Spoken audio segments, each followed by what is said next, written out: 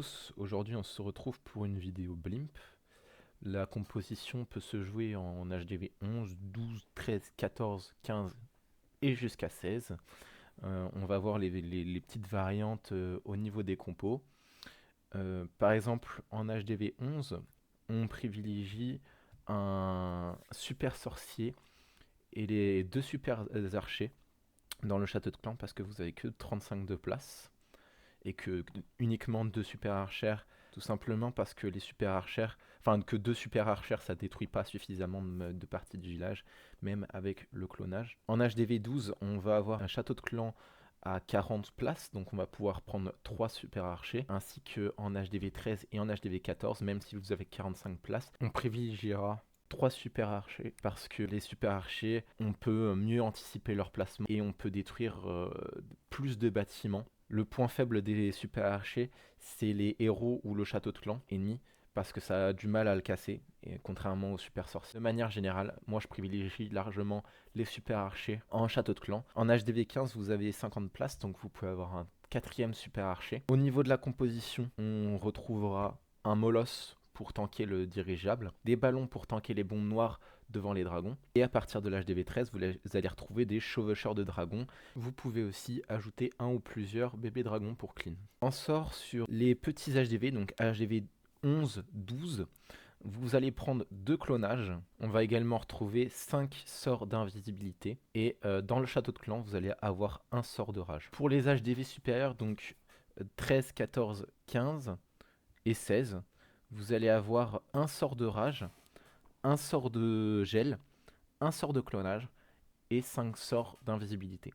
On va supprimer un sort de clonage sur les gros HDV parce que le blimp retire déjà une énorme partie du village et ça permet d'améliorer l'efficacité de la partie dragon. À partir de l'HDV 14, vous allez avoir 3 places de sorts dans le château de clan, donc vous rajoutez un invisibilité. Donc là c'était pour la partie compo. Maintenant je vais vous expliquer qu'est-ce qu'il faut faire attention quand on attaque un village, quel point à regarder. L'ordre des priorités des défenses à prendre pour le blimp, c'est l'HDV, les tours de l'enfer, la monolithe, les catapultes et les arcs X.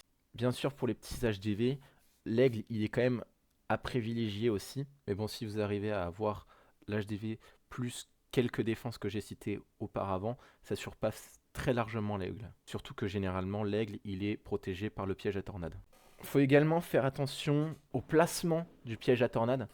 Il est très facile à prévoir sur certains villages. Il se situe généralement près de l'HDV ou proche de l'aigle, ou dans une ligne d'un blimp qui atterrit sur l'aigle, mais généralement il n'est pas dans le range propulseur. Autre chose à faire attention lors de la pose du blimp, c'est de poser à un autre endroit qu'une tour à bombe, parce que lors de l'explosion, ça va pas tuer vos super archers, mais il suffit qu'il y ait une petite défense à côté, une petite bombe à côté, ça va casser vos super archers. Pareil, si vous pouvez éviter de le poser dans des trous, parce que généralement c'est là dans les gros trous où il y a des grosses bombes. Même si pareil elles vont pas les tuer d'un coup, ça va extrêmement fragiliser vos super archers.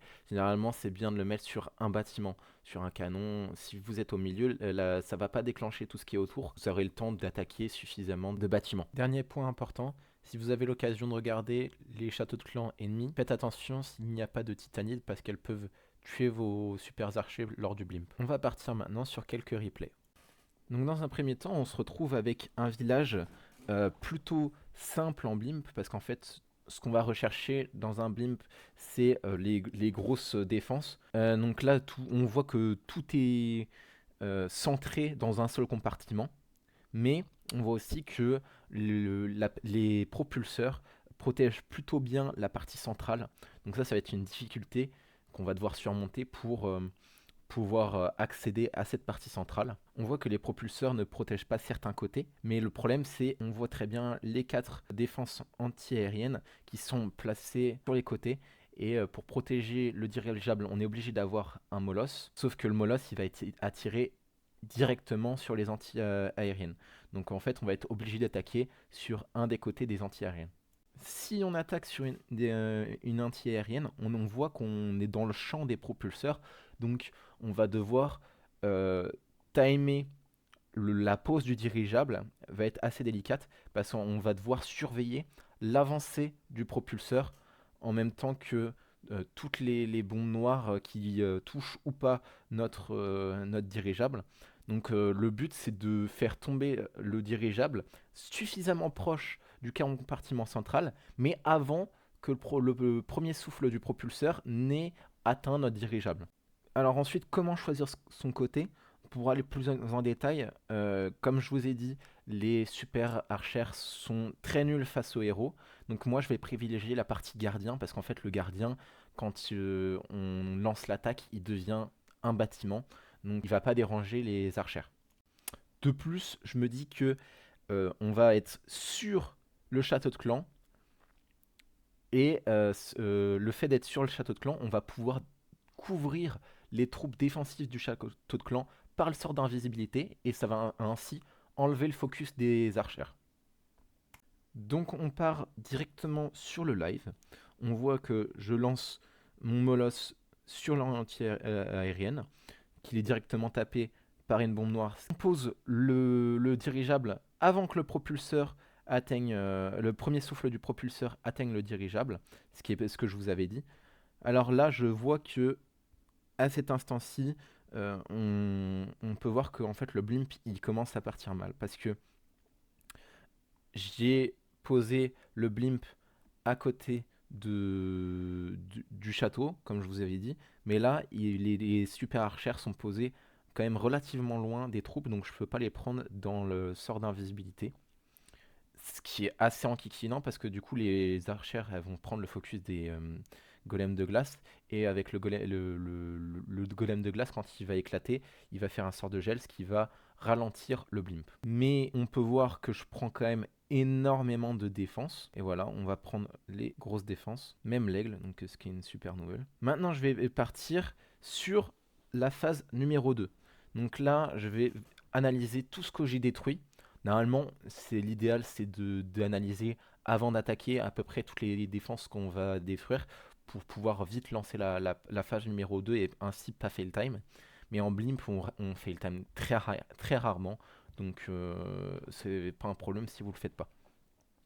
Là, je vois qu'il y a une grosse partie des défenses qui sont facilement prenables en bas, et que ça va faire toute une ligne pour les dragons qui vont avancer tout droit.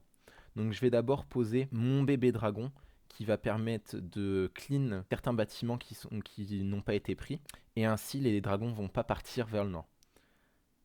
Le bébé dragon va être suivi des héros, uniquement le roi et la reine. Pendant ce temps-là, bien sûr, j'ai lancé la phase dragon en bas avec le grand gardien. Donc là, ça avance très bien. Je mets le sort de rage pour que les chasseurs de dragons prennent un maximum de défense très rapidement. La capa du gardien qui est lancée. Et là, je lance ma championne sur les dernières défenses mid qui n'ont pas été prises. Même si là, pour le coup, elle sert à rien parce que les dragons se sont déjà chargés. Je mets la capacité du roi, la capacité de la reine. Mais bon, là, l'attaque, elle est très large. J'ai même le gel que je peux troll. Gagne. Donc on va passer à l'analyse du deuxième village. On voit que les propulseurs sont dirigés sur l'HDV. Donc ça nous laisse la globalité du village pour lancer notre blimp. On voit la tour runique poison qui va être extrêmement dangereuse pour les super archers parce qu'elle peut les tuer. Et on peut voir aussi qu'il y a énormément de trous autour de l'HDV. Donc ce qui laisse à penser que on a des grosses bombes à côté. Et aussi je pense que vu la disposition du village, il y a le piège à tornade en bas de l'HDV. Je vous laisse la fin du deuxième replay en musique.